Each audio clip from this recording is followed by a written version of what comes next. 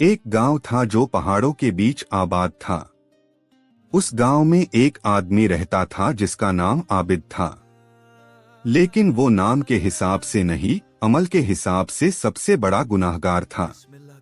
आबिद शराब पीता, झूठ बोलता, लोगों के हक खा लेता और किसी की नसीहत नहीं मानता था।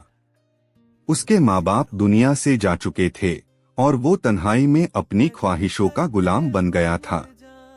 गांव के लोग उससे नफरत करते थे। बच्चे उसे देखकर रास्ता बादल लेते और बुजुर्ग दुआ करते, या अल्लाह ऐसी हिदायत दे। एक रात बहुत तूफानी थी। आसमान पर बादल गरज रहे थे, बिजली चमक रही थी और तेज बारिश हो रही थी। आबिद नशे की हालत में घर के बाहर गिरा हुआ था। अचानक बिजली जोर से कड़की और पास के पेड़ पर गिर गई। वो डर के मारे उठ गया और आसमान की तरफ देखने लगा। उसके दिल में एक आवाज गूंजी, ए आबिद, क्या अभी भी वक्त नहीं आया कि तू अपने रब की तरफ लौट आए? ये आवाज आसमां से नहीं थी, ये उसके ज़मीर से आई थी। वो रात भर सो नहीं सका। सुबह हुई तो वो मस्जिद गया, वही मस्जिद जिसमें वो कभी नहीं गया था। जब वो मस्जिद के दरवाजे पर पहुंचा, लोग हैरान हो गए। इमाम साहब ने देखा और बोला, आबिद, अल्लाह के घर का दरवाजा सबके लिए खुला है, मगर दिल का दरवाजा खोलने वाला सबसे खुशनसीब होता है। ये लफ्ज उसके दिल में उतर गए। उसने पहली बार सजदा किया और सजदे में आंसू बहने लगे। वो रोता रहा और कहता रहा, ए मेरे रब, मैंने अपनी जिंदगी गुनाहों में गवा दी, मगर अब मैं तेरे दर पर आया हूँ। क्या तू मुझे माफ करेगा? उस दिन के बाद आबिद की जिंदगी बदल गई।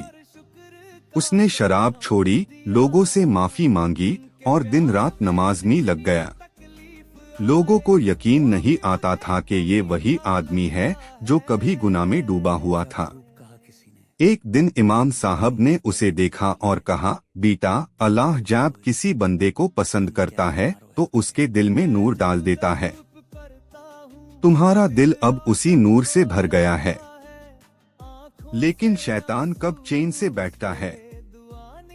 एक रात आबिद के दिल में ख्याल आया, मैं तो अब बहुत नेक हो गया हूँ, शायद अब मुझे जन्नत पक्की है। इसी घमंड के लम्हे में उसने एक फकीर को भगा दिया जो उसके दरवाजे पर रोटी मांगने आया था। रात को उसने ख्वाब में एक बुजुर्ग देखा। बुजुर्ग ने कहा, आबिद, जब तू गुनाहगार था अल्लाह तुझसे करीब था, मगर जब तू अपने आप को पाक समझने लगा तो शैतान तुझसे करीब हो गया। आबिद का दिल कांप गया। वो तुरंत मस्जिद गया और सजदे में गिरकर बोला, ए अल्लाह, मैं फिर से वही गलती करने लगा था, मुझे अपने फेजल से बचा ले। साल बीत गए। आबिद की दाढ़ी सफेद हो गई थी, मगर दिल ईमान से रोशन था। एक दिन फजर की अजान हुई, वो वजू करके मस्जिद गया।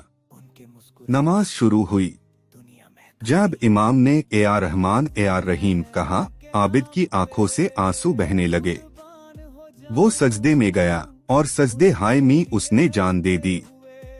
जब इमाम ने नमाज खत्म की तो देखा, आबिद का चेहरा नूर से चमक रहा था।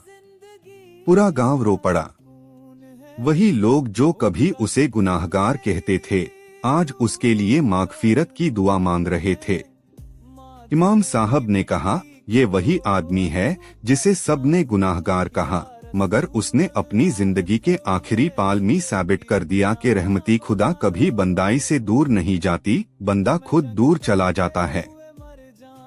कभी किसी गुनाहगार से नफरत मत करो, शायद कल वो तुमसे बेहतर हो जाए।